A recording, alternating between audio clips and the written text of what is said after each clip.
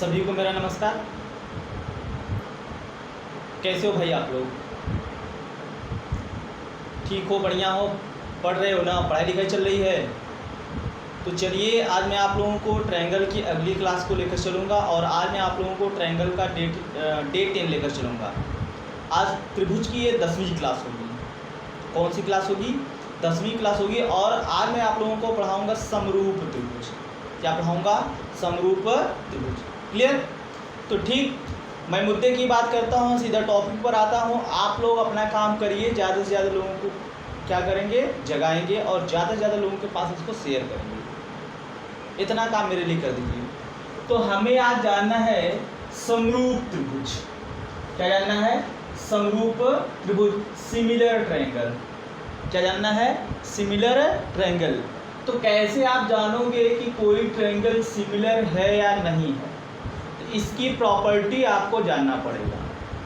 Property इसकी आपको जानना पड़ेगा कि इसकी क्या प्रॉपर्टी है कि सिमिलर कब होगा कब नहीं होगा। इसकी कुछ प्रॉपर्टी है, आपको याद रखना पड़ेगा। कहा जाता है कि दो त्रिभुज तभी सिमिलर होंगे। पहले फिगर बना लीजिएगा, दो ट्रायंगल बनाइएगा। क्या बनाइएगा? दो ट्रायंगल बनाइएगा। और मे भी आप लोग दो कर्व का ट्रायंगल बनाइएगा। इसका नाम मैं दे देता हूं ए बी एंड सी। इसका नाम मैं दे देता हूं P Q and R. P Q and R. तो इसमें नोट पॉइंट है, इसकी डेफिनेशन क्या होगी? कहा जाता है कि दो त्रिभुज समरूप त्रिभुज तभी होंगे जब इनके संगत कोण आपस में बराबर होंगे। कहा जाता है क्या? कि दो त्रिभुज समरूप तभी होंगे जब इनके संगत कोण आपस में बराबर होंगे। कहने का मतलब, अगर ये कोण A जो है यहाँ x है, यहाँ y है और यहाँ z है, तो इस वाले ट्रायंगल में भी यहाँ का कोण x होगा, यहाँ का कोण y होगा और यहाँ का कोण z होगा। यानी समरूप त्रिभुज के संगत कोण आपस में बराबर होते हैं। समरूप त्रिभुज के संगत कोण आपस में बराबर होते हैं। एक फिगर ये हो गया, इसको आप बना सकते हो, ये इसका सिंबल। या मैं आपको फॉर एग्जांपल उदाहरण के रूप में मैं समझाऊं, मैं कहूं कि दो ट्रायंगल है। अगर ये 50 है, ये 60 है, ये 70 है और ये भी 50 है, ये भी 60 है और ये भी 70 है, ये दोनों त्रिभुज आपस में समरूप त्रिभुज है। आपस में क्या है? समरूप त्रिभुज है। आप इतना फिगर बनाइए, नोट करिए, फिर मैं आगे बताता हूँ। नोट करिए।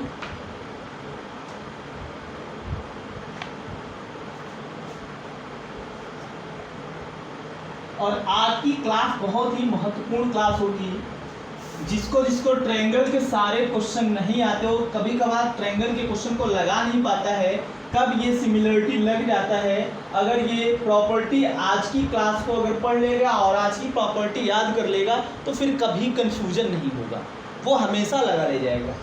ये तो हो गया आपका समरूप त्रिभुज।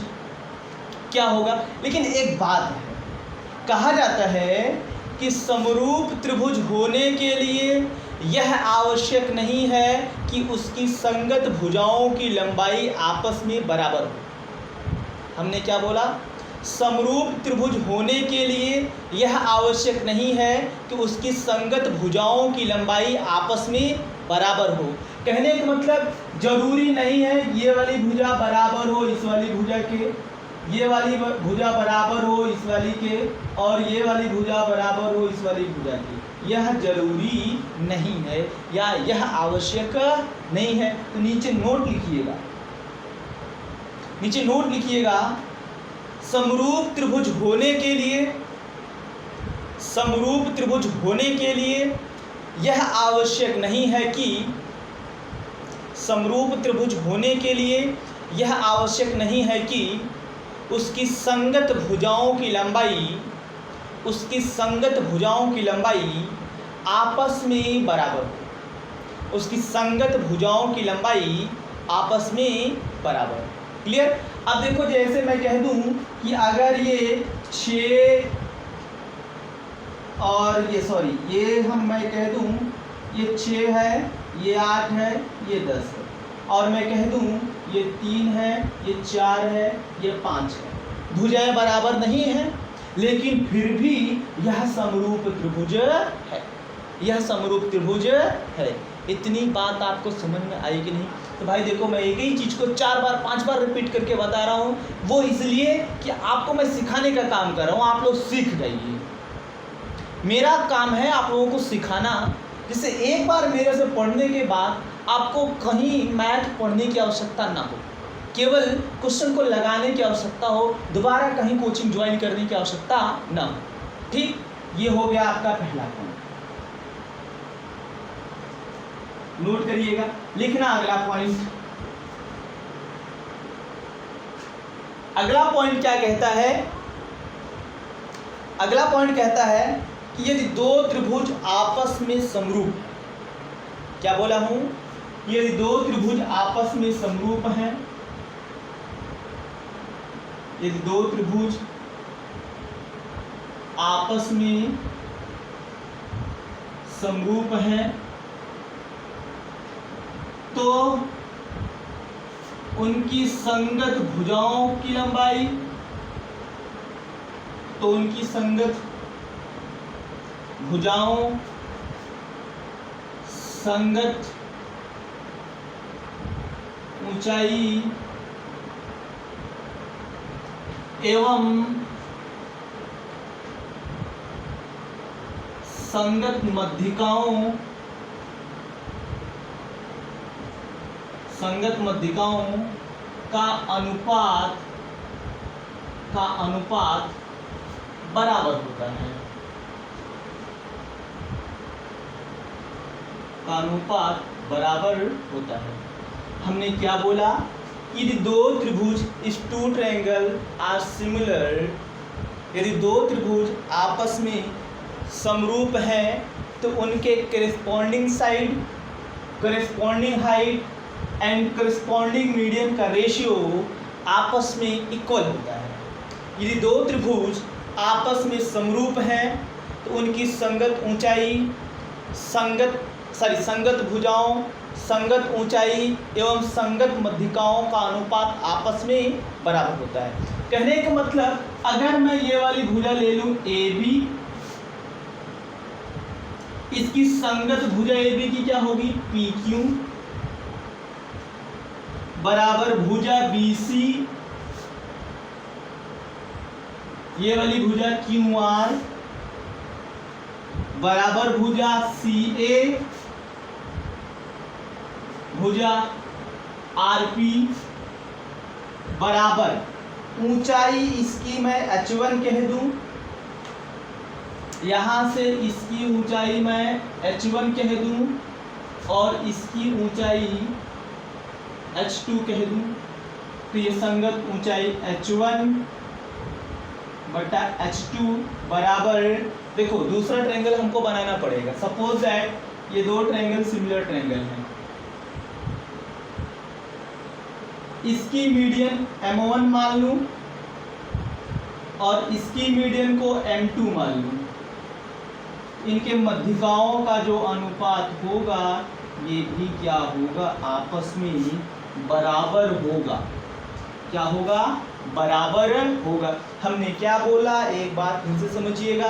बोला है कि यदि दो त्रिभुज आपस में समरूप हैं तो उनकी संगत ऊंचाई, संगत भुजाएं, संगत ऊंचाई एवं संगत मध्यिकाओं का अनुपात आपस में बराबर होता है।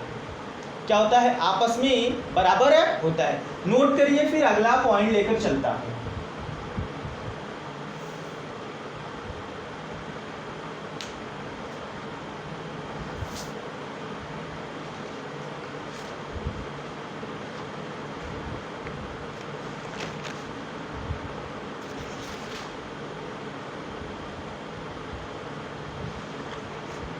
हो गया? बोल भाई, हो गया? इतनी बात समझ में आई? इसके बाद आपको अगला पॉइंट लिखना है। कॉपी में आप लिखिएगा, जो मैं लैंग्वेज बोलूँगा आप वो लिखिएगा। लिखना, यदि दो त्रिभुज आपस में समरूप हैं, यदि दो त्रिभुज आपस में समरूप हैं,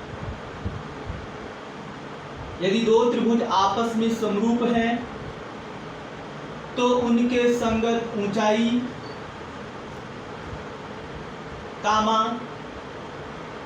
पहले संगत भुजाएं लिखना है, तो उनके संगत भुजाएं या संगत भुजाओं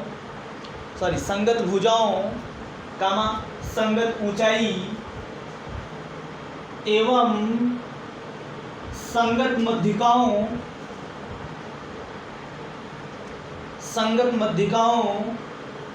का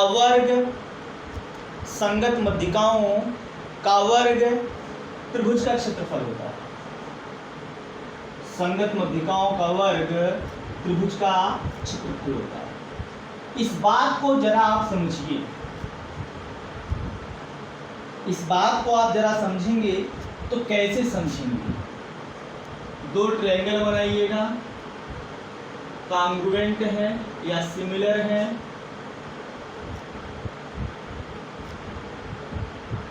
ये ए बी सी, ये पी क्यू आर। तो हमने यही बोला कि यदि दो त्रिभुज समरूप हैं, इनकी संगत भुजाओं A B upon P Q, A B upon P Q का वर्ग, या अलग अलग स्क्वायर कर दो, ए बी स्क्वायर बटे पी क्यू स्क्वायर बराबर बी सी स्क्वायर बटे क्यू आर स्क्वायर बराबर C A square upon R P square बराबर H one square upon H two square बराबर एम वन स्क्वायर बटे एम टू स्क्वायर बराबर त्रिभुज ए B C का क्षेत्रफल बटे त्रिभुज पी क्यू आर का क्षेत्रफल, यानी संगत भुजाओं का वर्ग, संगत ऊंचाइयों का वर्ग, संगत मध्यिकाओं का वर्ग जो होगा वो उस त्रिभुज के क्षेत्रफल होगा। क्या होगा? त्रिभुज का क्षेत्रफल होगा। क्लियर? तो फिगर हमने इरेज किया था, फिगर आप लोग पहले बनाए हैं, एक बार फिगर मैं बना देता हूँ। देखो मैं आपको एकदम रटा रहा हूँ जिससे आप लोग सीख जाएं। अगर अब नहीं सीख पाए तो कभी नहीं सीख पाओगे। P Q R, clear? A B के स्क्वायर बटे ए पी क्यू के स्क्वायर, बी सी की square Q R, C A square R P, H one इसकी ऊंचाई एच वन, मध्यिका एम वन, ऊंचाई एच वन, मध्यिका एम वन, ऊंचाई एच टू, मध्यिका एम टू। क्लियर? ये सारा रेशियो जो होगा इक्वल होगा। बनाइए इसको।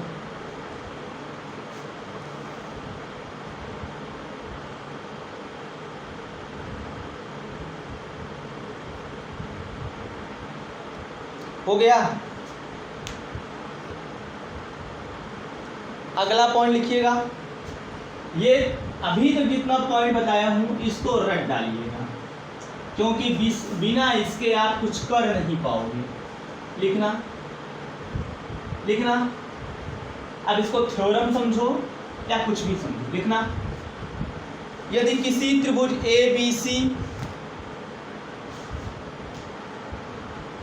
यदि किसी त्रिभुज ए बी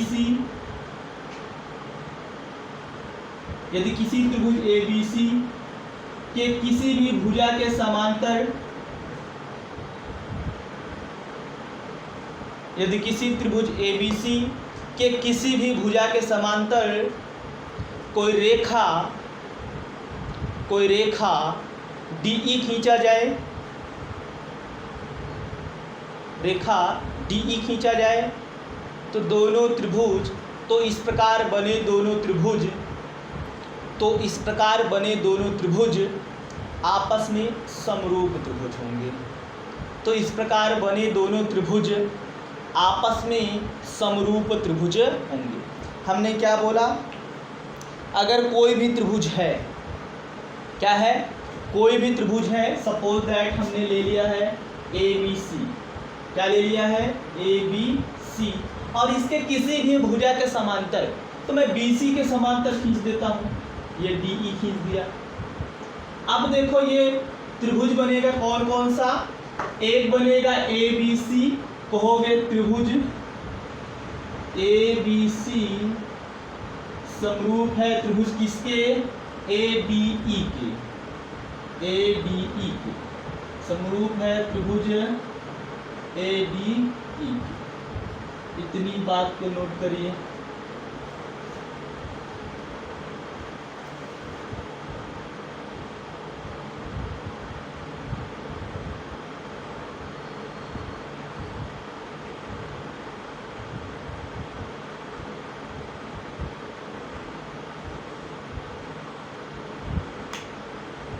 हो गया, बोलो भाई, इतनी बात समझ में आई।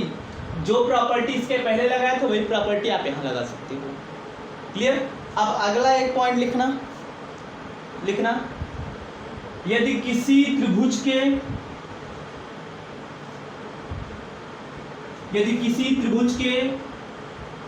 तीनों भुजाओं के मध्य बिंदुओं को आपस में मिला दिया जाए, यदि किसी त्रिभुज के तीनों भुजाओं के मध्य बिंदुओं को आपस में मिला दिया जाए,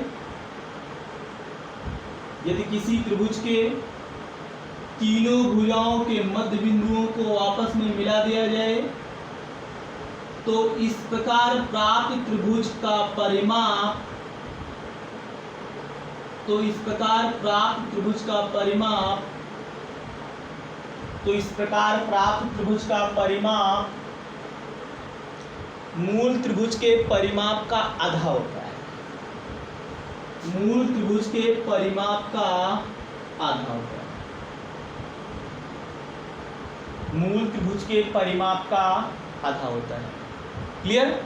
जैसे ये ट्रायंगल आपका था ABC, इसका मध्य बिंदु AB का मध्य बिंदु P, BC का मध्य बिंदु Q, CA का मध्य बिंदु R है। अगर इसके मध्य बिंदुओं को मिला दिया जाए और मिलाने से कोई त्रिभुज बनाया जाए, तो इस प्रकार ये जो त्रिभुज PQR बनेगा, कहोगे त्रिभुज PQR का परिमाप बराबर त्रिभुज ABC का परिमाप।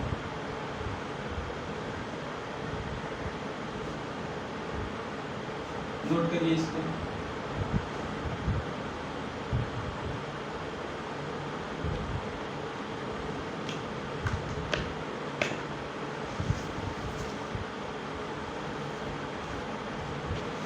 हो गया भाई।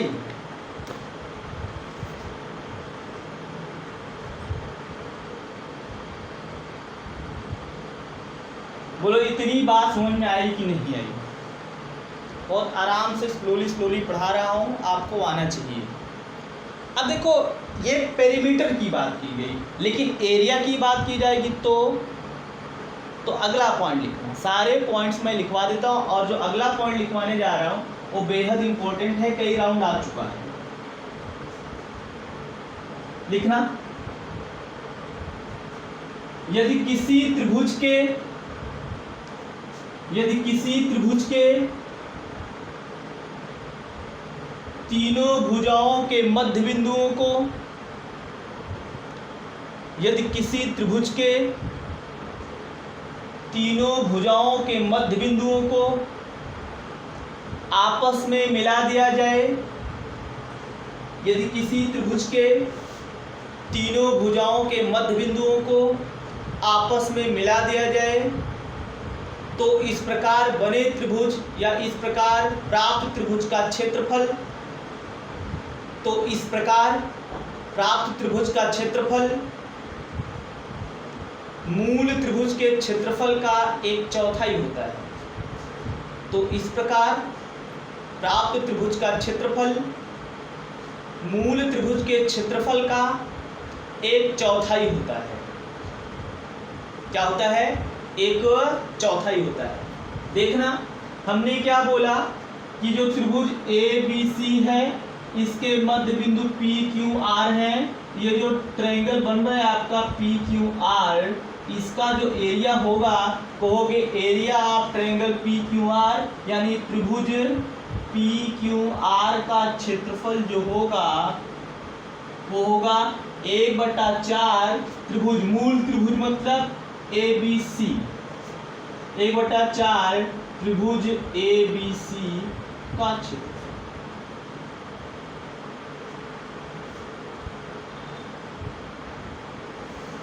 त्रिभुज ABC का क्षेत्रफल। क्लियर? इतनी बात समझ में आई। जब ये 1/4 होगा इसका मतलब ये है कि अगर मध्य बिंदुओं को मिलाने से ये 4 समरूप त्रिभुज प्राप्त होंगे। क्या प्राप्त होंगे? 4 समरूप त्रिभुज प्राप्त होंगे और चारों का क्षेत्रफल आपस में बराबर होगा। चारों का क्षेत्रफल आपस में बराबर होगा। देखो ये अगला पॉइंट है। अगर कहा जाए कि किसी त्रिभुज के तीनों भुजाओं के मध्य बिंदुओं को आपस में मिला दिया जाए तो इस प्रकार मिलाने से प्राप्त त्रिभुज का क्षेत्रफल आपस में बराबर होता है। कहने का मतलब अगर इसका क्षेत्रफल x है, इसका भी क्षेत्रफल x होगा, इसका भी क्षेत्रफल x होगा और इसका भी क्षेत्रफल x ही होगा, और इन चारों को जोड़ देंगे तो मूल त्रिभुज का क्षेत्रफल आ जाएगा। क्लियर? एक चीज तो ये पॉइंट हो गया। आप इस फिगर को बना लो, नहीं लिख पा रहे हो या नहीं लिख रहे हो, इस फिगर को आप बना के ऐसे दिखा दो, इसका एरिया इक्वल होगा। क्लियर?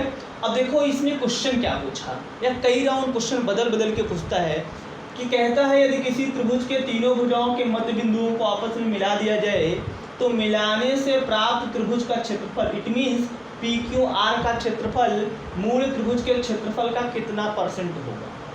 ये 25% होगा, क्योंकि ये टोटल 100%, टोटल 100%, 25% ये, 25% ये, 25% ये, 25% ये, तभी 100% होगा। यानी ये ट्रायंगल का एरिया 25% होगा और रिमेन पार्ट कितना होगा? 75%। क्या होगा? बचा हुआ भाग क्या होगा? 75% होगा। क्लियर? अगला लिखिएगा, अगला नोट।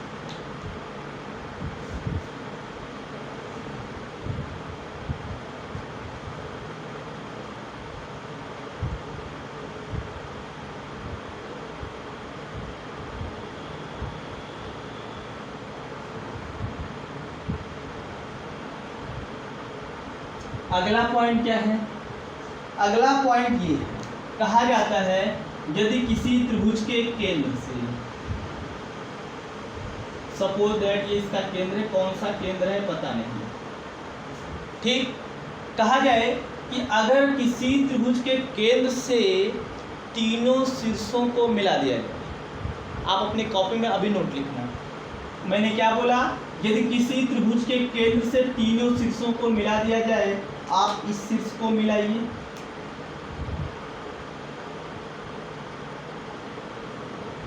और ये,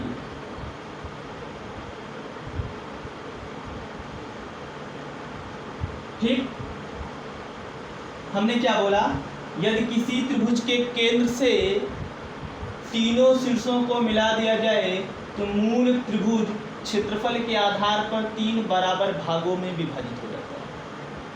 क्षेत्रफल के आधार पर 3 बराबर भागों में विभाजित हो जाता है। इट मीन्स अगर इसका एरिया x है तो इसका भी x होगा, इसका भी x होगा। क्लियर? लिखना। यदि किसी त्रिभुज के केंद्र से, यदि किसी त्रिभुज के केंद्र से तीनों शीर्षों को आपस में मिला दिया जाए, तीनों शीर्षों को आपस में मिला दिया जाए, तीनों शीर्षों को आपस में मिला दिया जाए तो क्षेत्रफल के आधार पर त्रिभुज 3 बराबर भागों में विभाजित हो जाता है। तो क्षेत्रफल के आधार पर त्रिभुज 3 बराबर भागों में विभाजित हो जाता है। ये फिगर बनाइएगा, इसका एरिया x है तो इसका भी एरिया x है और इसका भी एरिया है, तो फिगर बनाइए तुरंत आप।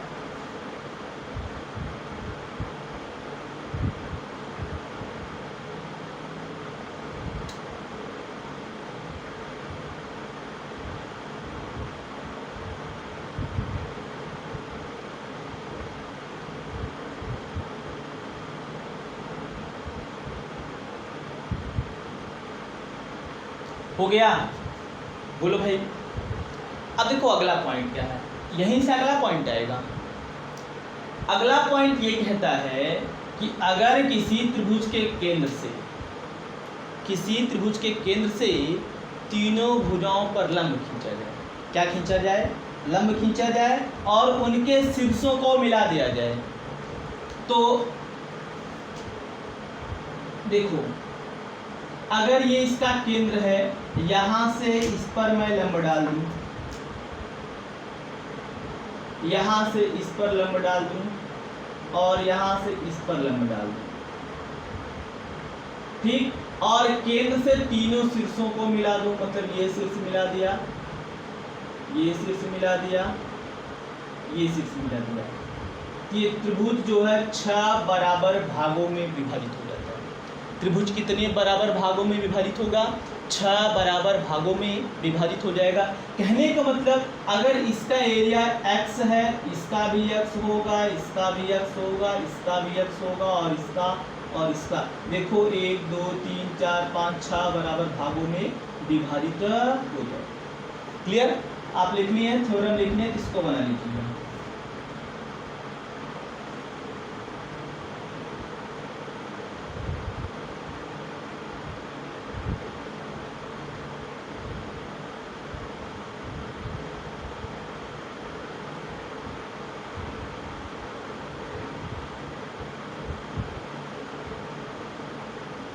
हो गया।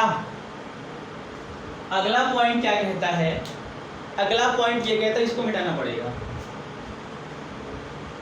अगला पॉइंट ये कहता है कि अगर किसी त्रिभुज के केंद्र से, अगर किसी त्रिभुज के केंद्र से, ये केंद्र है, अगर किसी त्रिभुज के केंद्र से दो भुजाओं के मध्य बिंदुओं को आपस में मिला दिया जाए, दो भुजाओं के मध्य बिंदुओं को आपस में मिला दिया जाए, कहने का मतलब यहाँ से इसका मध्य बिंदु, यहाँ से इसका मध्य बिंदु, तो इस प्रकार ये जो चतुर्भुज बनेगा, क्या बनेगा, ये जो चतुर्भुज बनेगा, इस चतुर्भुज का क्षेत्रफल मूल त्रिभुज के क्षेत्रफल का 1/3 होगा, मूल त्रिभुज के क्षेत्रफल का 1/3 होगा। हमने क्या बोला, सपोज दैट इसका नाम ए बी सी और ये बन गया डी, ये इसका दे दो पी क्यू आर, ठीक। तो मैं क्या बोल रहा हूँ, यदि किसी त्रिभुज के केंद्र से किसी दो भुजाओं के मध्य बिंदुओं को आपस में मिला दिया जाए, किसी दो भुजाओं के मध्य बिंदुओं को आपस में मिला दिया जाए, तो मिलाने से प्राप्त चतुर्भुज का क्षेत्रफल मूल त्रिभुज के क्षेत्रफल का 1/3 होगा। क्या होगा, 1/3 होगा। कहोगे चतुर्भुज पी बी क्यू आर का क्षेत्रफल, चतुर्भुज P B sorry D P है, डी पी क्यू आर का क्षेत्रफल 1/3 गुणे त्रिभुज ए बी सी का क्षेत्रफल, त्रिभुज ए बी सी का क्षेत्रफल। बोलो भाई इतनी बात समझ में आई कि नहीं है, नोट करिए इसको।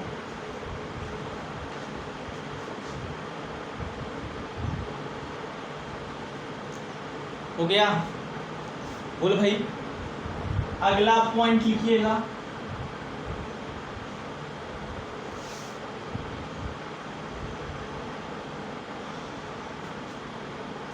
अगला पॉइंट क्या कहता है, वो ये कहता है कि अगर किसी समकोण त्रिभुज में, क्या बोल रहा हूं, यदि किसी समकोण त्रिभुज में समकोणीय बिंदु से सम्मुख भुजा पर लंब खींचा जाए तो इस प्रकार प्राप्त दोनों त्रिभुज मूल त्रिभुज के समरूप होंगे। इस प्रकार प्राप्त दो त्रिभुज मूल त्रिभुज के समरूप होंगे। मैंने क्या बोला कि अगर किसी समकोण त्रिभुज के समकोणीय बिंदु से सम्मुख भुजा पर लंब खींचा जाए, क्या खींचा जाए, सम्मुख भुजा पर लंब खींचा जाए, और लंब मैं कह दूं ये आपका क्या है, डी है। लंब क्या है, डी है। तो ये जो त्रिभुज आपका दो त्रिभुज प्राप्त होगा, ए बी डी और दूसरा सी बी डी, दो बना लो। ये समरूप होगा किसके, मूल त्रिभुज के। क्या होगा, मूल त्रिभुज के समरूप होगा। आप कह सकते हो कि त्रिभुज या ऐसे होंगे, दो त्रिभुज बनेंगे ना, ए बी डी, त्रिभुज ए बी डी एंड त्रिभुज सी बी डी, त्रिभुज C B D is congruent to original triangle यानी A B C, triangle A B सी।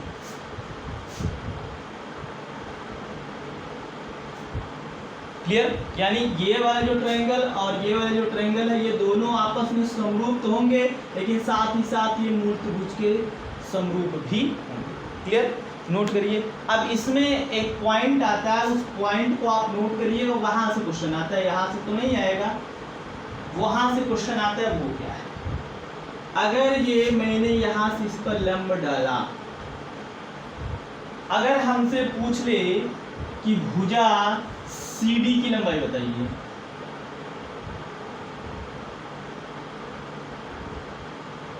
ये CD है ना, अगर आपसे CD की लंबाई पूछ लेता है, क्या पूछ लेता है, CD की लंबाई, तो होगी CD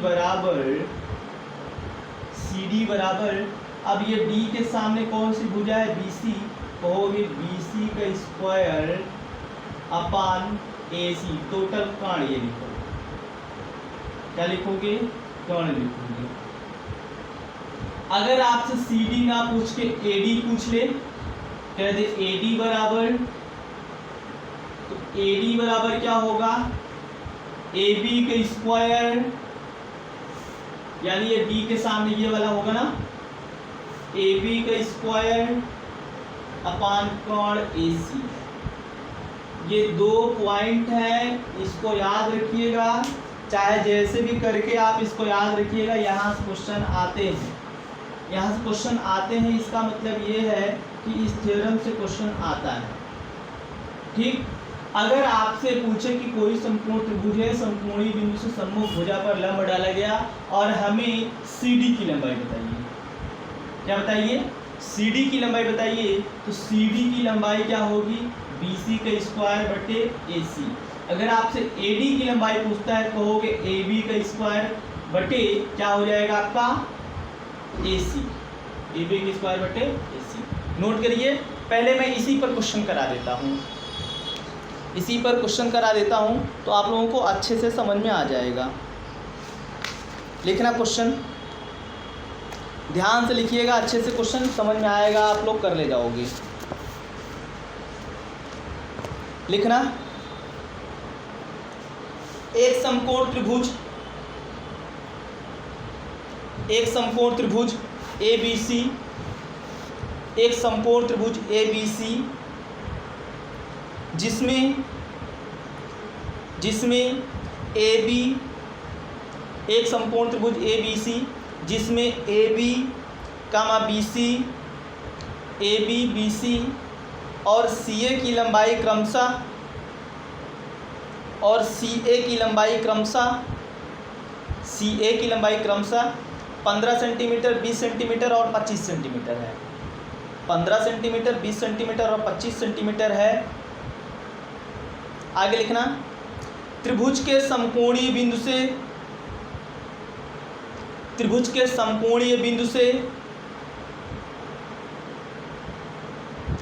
त्रिभुज के समकोणीय बिंदु से सम्मुख भुजा पर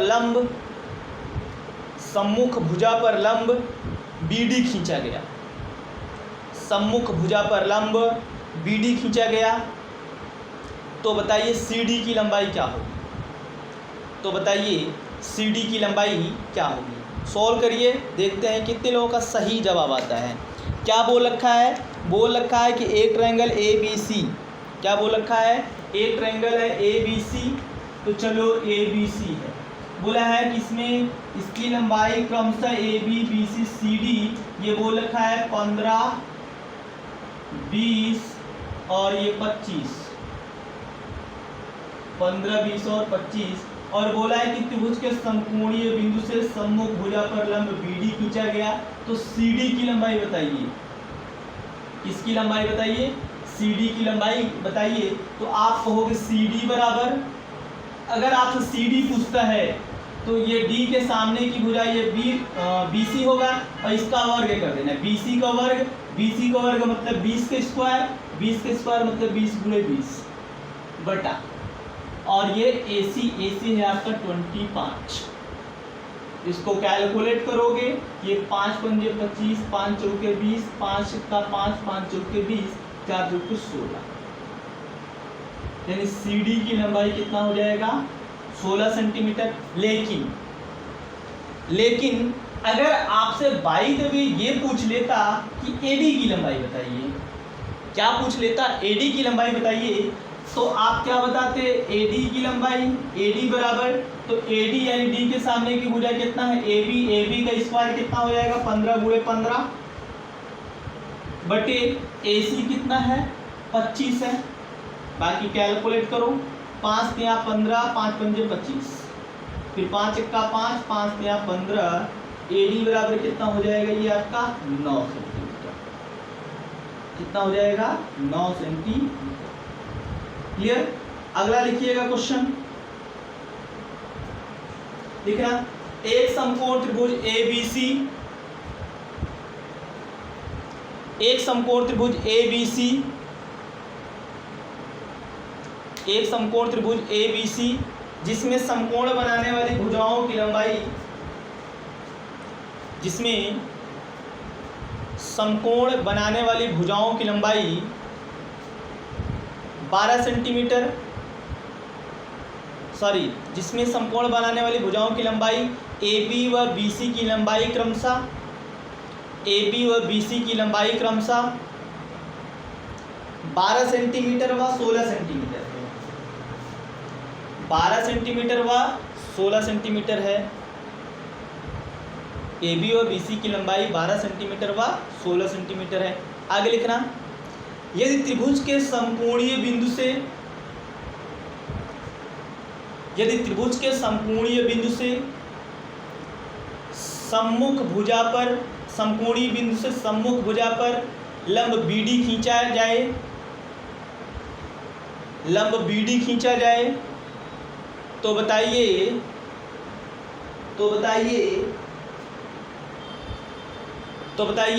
CD की लंबाई क्या होगी? तो बताइए CD की लंबाई क्या होगी? देखिए क्या बोल रखा है, पहले तो इसकी फीलिंग को समझेंगे। ये बेचारा बोला क्या है?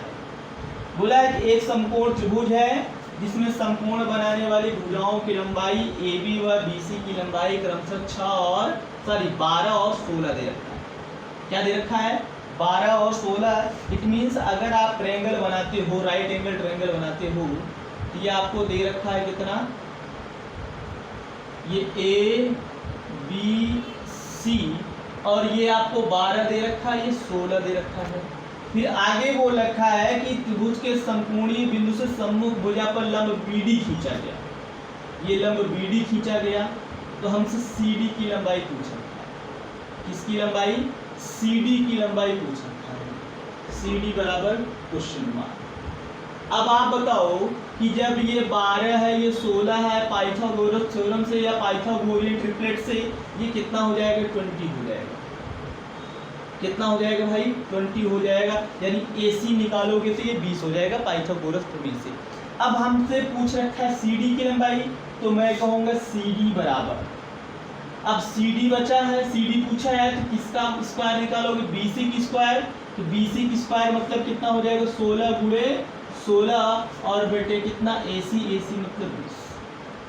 काटोगे 4 पंजे 20, 4 चौके 16, ये 16 चौका 64, 64/5 सेंटीमीटर। बोलो भाई इतनी बात आपको समझ में आई कि नहीं है? हाँ ना, जैसा भी हो आप कमेंट करिए, तुरंत कमेंट करिएगा।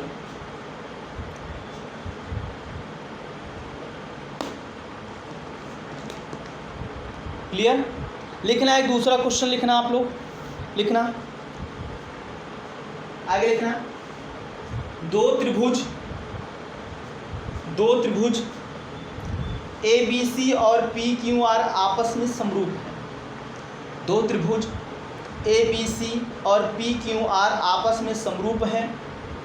दो त्रिभुज ए बी सी और पी क्यू आर आपस में समरूप है, जिनकी संगत भुजाओं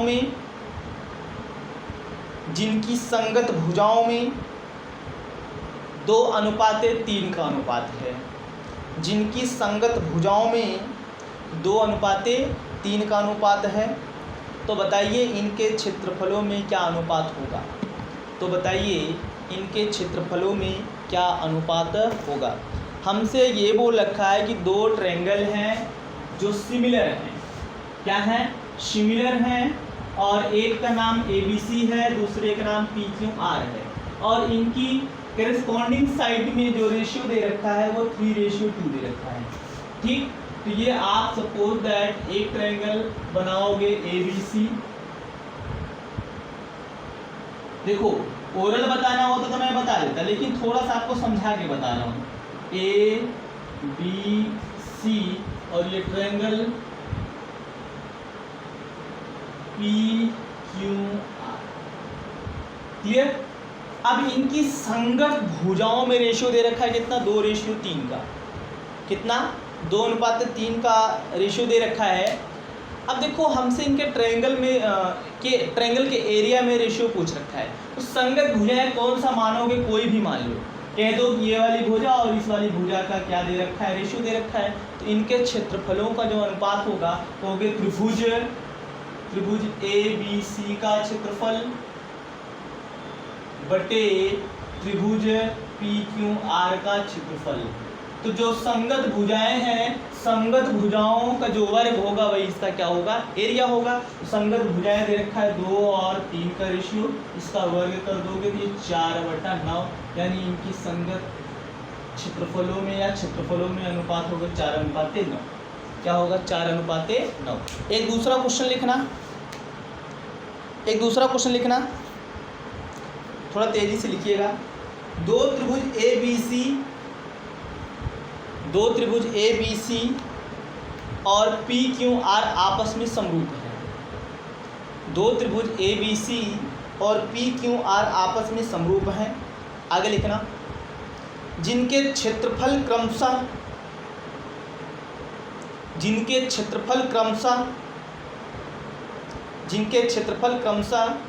128 सेंटीमीटर स्क्वायर, 128 सेंटीमीटर स्क्वायर और 250 सेंटीमीटर स्क्वायर है, और 250 सेंटीमीटर स्क्वायर है। आगे लिखना, यदि AB बराबर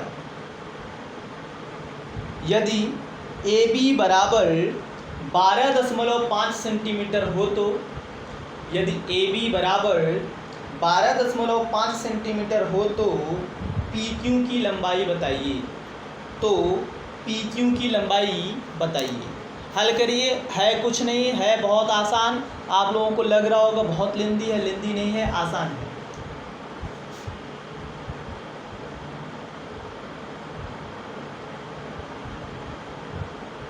हल करना भाई। बोला है कि दो त्रिभुज ABC और PQR आपस में समरूप। क्या है? आपस में समरूप है। थोड़ा सा फिगर मैं राइट साइड में बनाता हूँ, लेफ्ट साइड में क्वेश्चन सॉल्व करना होगा तो स्पेस चाहिए। ये दो ट्रायंगल हैं ABC कॉन्ग्रुएंट है ये इसके पी क्यू आर। और वो रखा है एक का एरिया दे रखा है कितना 128 250, इसका एरिया 128, इसका एरिया 250। फिर इसके बाद वो रखा है करस्पॉन्डिंग साइड ए बी की लंबाई 12.5 सेंटीमीटर, ए बी की लंबाई 12.5 सेंटीमीटर, पी क्यू की लंबाई x मान लो, यही हमसे पूछा है। तो आइडेंटिटी आपको पता है, संगत भुजाओं का वर्ग क्या होता है, इसका एरिया होता है।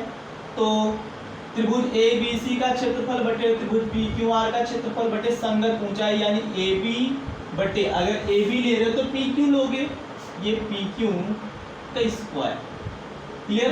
ए बी सी का एरिया दे रखा है 128 और इसका एरिया दे रखा है कितना 250 बराबर ए बी की साइड दे रखा है 12.5 और पी क्यू एक्स हमने मान रखा है और ये इसका स्क्वायर है। इसको 2 से काटेंगे तो 64 और इसको काटेंगे 125। क्लियर। इम्प्लाइज दैट, तो मैं यहां से कहूंगा कि 12.5 बटे एक्स का होल स्क्वायर बराबर 64/125, 64/125 स्क्वायर रूट लेने पर, क्या लेने पर, स्क्वायर रूट लेने पर, वर्गमूल लेने पर, वर्गमूल लोगे ये हो जाएगा 12.5 बटा x और इधर वर्गमूल लोगे तो ये 8 बटा ये 125 कितना हो जाएगा 5 करनी 5 का ये वर्गमूल है भाई, किसका है 5 करनी में 5 का क्रॉस मल्टीप्लाई करके x की वैल्यू निकालो, इसका मल्टीप्लाई इधर इसका इधर, ये हो जाएगा 12.5 गुणे 5 करनी में 5 बराबर ये 8 गुणे x, 8 का गुणा इधर आएगा भाग, कहोगे x बराबर 12.5 गुणे 5 करनी में 3 बटे 8। क्लियर। अब इसको अगर आप काटते हो कटेगा कि नहीं कटेगा, चलो 12 पंजे 60 या इसको मल्टीप्लाई करो 5 पंजे 25 और ये 5 दूना 10, 10 2 12 और 5 1 5, 5 1 6 और ये पॉइंट लगाओ कितना और ये बटा 8 करनी में 5। इसको और छोटा कर सकते हो, अगर आप इसको और छोटा करोगे तो आपका कुछ और आएगा, लेकिन इसको ऐसे लिख दो 62.5 करनी में 5 बटा 8 सेंटीमीटर। और छोटा करना चाहते तो छोटा कर लेना, वो एग्जाम में ऑप्शन के ऊपर डिपेंड करेगा कि क्या ऑप्शन दे रखा है।